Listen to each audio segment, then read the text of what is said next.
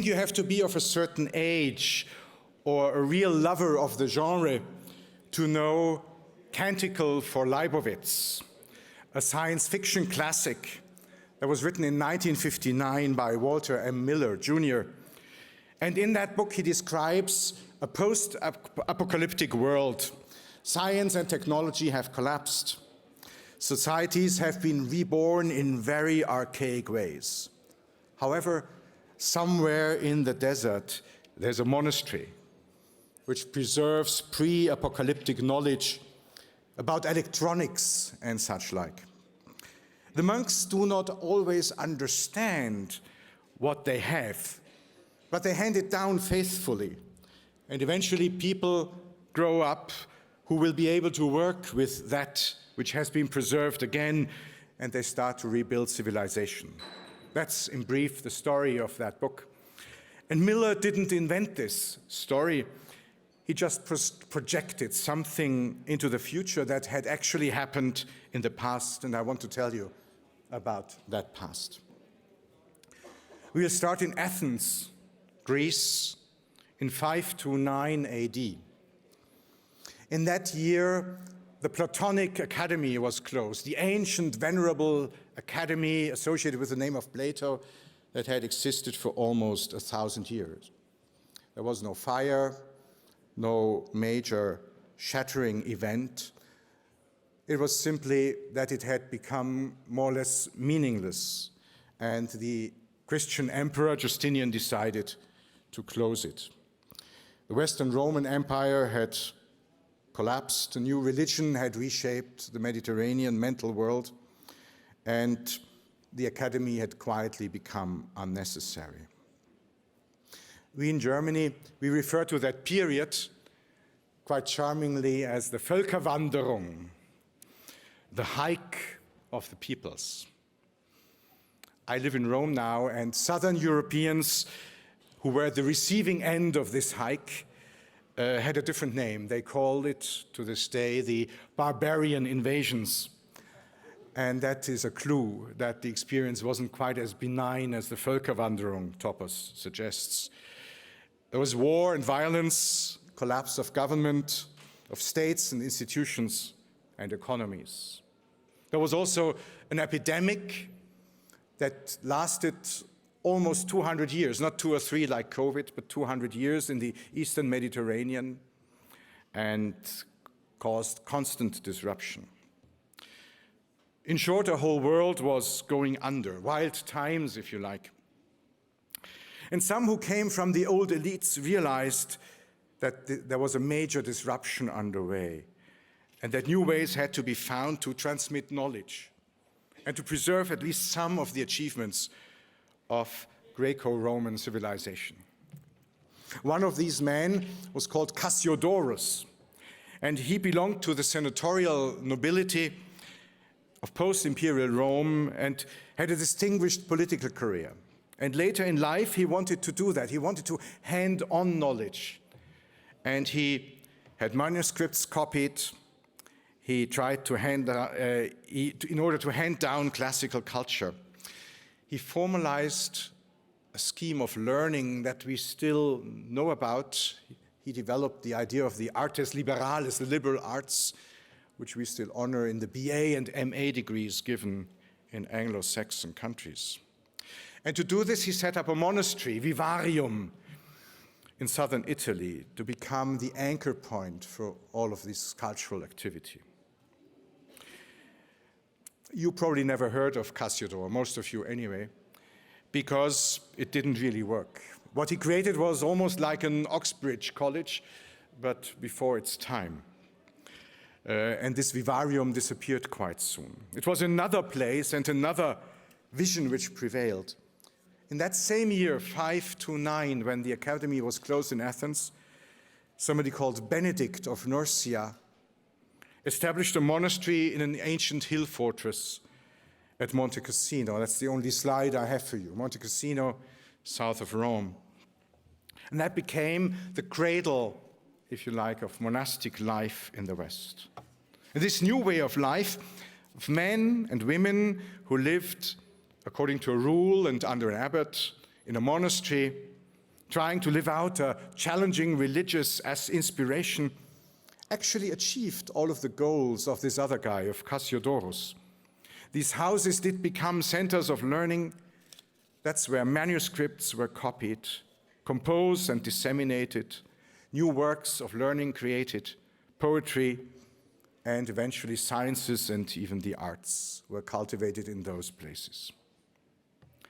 Paradoxically, the monks for whom Benedict created this monastic institution were not always learned. Many of them were actually illiterate. We have touching stories of really simple folk who joined these monasteries in order to live according to God's commands in that way of life. These were communities with humble intellectual aspirations, and yet they became the engines of the rebirth of Europe as a Christian civilization preparing the Middle Ages. And that happened in this simple monastic way, while the artful creation of the intellectual politician did not survive. There are monks at Monte Cassino to this day. The monastery survived 4 destructions, the last one in 1944, when it was bombed by Allied forces. No, there's the I was trying to show you a picture of that, but that's not quite working. No, okay. It was badly destroyed, I can tell you that. And Miller, now there it is, that's what Monte Cassino looked like in 1944. Miller, the author of that book I mentioned at the beginning, was actually one of the soldiers fighting the Battle of Monte Cassino, and that seems to have given him some ideas. My topic is, we have been there before, and I want to share another instance of this having been there before, forwarding 900 years and stop briefly in the 15th century. The invention of the printing press, which Armin Nasehi this morning compared to the AI moment we are living now, was perhaps the most radical technological change before the advent of the steam engine or electricity. It revolutionized communication and learning, changed the way governments operate and religion is lived. It also affected the monks. Over the centuries, copying manuscripts had become their main productive activity. This was not necessarily economically relevant. My ancestors were living in a feudal work of serfs quite often. But for many monks, it did occupy the hours of the day that were not given to prayer and other pursuits. But this, with the advent of the printing press, had become obsolete. The monks kept going for a while, working on manuscripts that were more richly decorated than their mechanically produced cousins. But the writing was on the wall. This no longer made much sense. The writing of manuscripts is not a romantic activity. A 13th century French monk added to the last page of a manuscript he had just finished, "Writing torments the whole body. The eyes grow heavy, the shoulders bend, the sides ache, the hand trembles." It was drudgery. And the printing press was a liberation. But what should monks do now with their free time? Some became decadently idle. Others became inventive. I mentioned one of them, Dom Pérignon, who invented the champagne method of making sparkling wine. Others started to study more seriously the manuscripts they previously had only copied. They developed modern methods of textual criticism, worked on editions of important texts, and published entire libraries, printed now, often in the fields of history or theology. The communal life, the community life of these monks offered the possibility of collaborating on big projects that nowadays would keep entire academies occupied.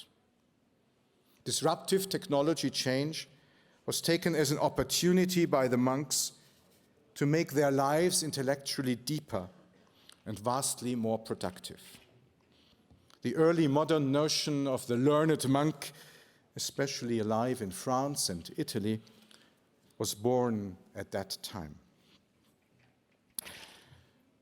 Are there some lessons from those monks to be had? I'll try a few. One is to have structures of resilience. Monasticism was a grassroots movement, not a coherently implemented strategy from above. Monasteries sprang up all over Europe, eventually thousands of them. Some were small cells of 4 or 5. Others had hundreds or more monks. Ingrained in the DNA of all of them was a strong sense of autonomy. To learn that cooperation among monasteries is a good thing took approximately 500 years to understand the concept, and then another 300 to work on implementation. But this autonomy was also a recipe for survival. These monasteries were set up to be self-sufficient with regard to leadership, to recruitment, and to finances. Even when large units collapsed or communication networks broke down, those monasteries would soldier on, not always gloriously, but they did survive, and that itself is an achievement too, I believe. I was earlier here to listen to Maria Ressa from the Philippines to talk about the matrix distributed network for communications, and I was reminded of that principle of resilience.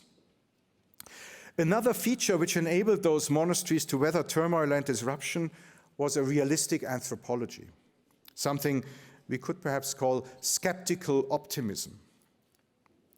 This comes from the Judeo-Christian tradition. Humans are understood to be double-edged beings. On the one hand, they are grandiose, created in God's image, capax Dei, capable of God, as the Latin expression has it, capable of the most glorious things, of creativity and heroism, of selflessness and generous love. And yet, humans are also natura lapsa, fallen creatures. They can be tempted, and they are tied up in a web of weakness and temptation. Our theologians refer to this as original sin. We think it's part of the human fabric. This sober, tension-filled view of the human condition had very practical consequences for monastic life and its historical endurance, because the monks neither expected perfection from themselves nor despaired of human frailty. They were able to build institutions that were realistic, flexible, and resilient. They knew that individuals would fail, that communities would sometimes decline, that even whole monasteries could fall into crisis or corruption. And yet, they also trusted that renewal was always possible. This anthropology allowed them to design rules and structures and practices that could absorb conflict, survive mediocrity, and outlast catastrophes. In times of invasion, political collapse, or cultural upheaval, this mixture of high ideals and sober expectations proved decisive.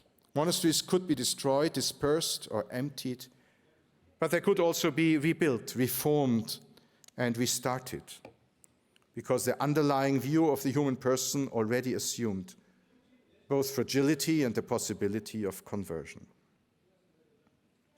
The early modern monks who had to deal with the advent of printing presses also have a lesson for us. When the drudgery of copying books could finally be avoided, they wanted to go deeper. They were not going for aimless hedonism, at least not all of them, but they took this liberation as a chance for this rediscovery of what makes us truly human. And for us monks, that often leads to prayer, something which we call liturgy, a sacred play. There's a good Western tradition that describes us humans as homo ludens. Humanity is about play, about doing things that are not immediately useful. The promise of AI is that it will make us more free. We may well waste the opportunity, as we often do, but an opportunity it is. We monks do not know a lot about tech in general, although some of us do, but we do study and love history. Fully, complete, detailed with warts and all, not to look for glory, but to show how sin and grace battle in history. We try to know where we come from, and we do know that we have been there before. That does help to calm the minds a bit when things get really wild.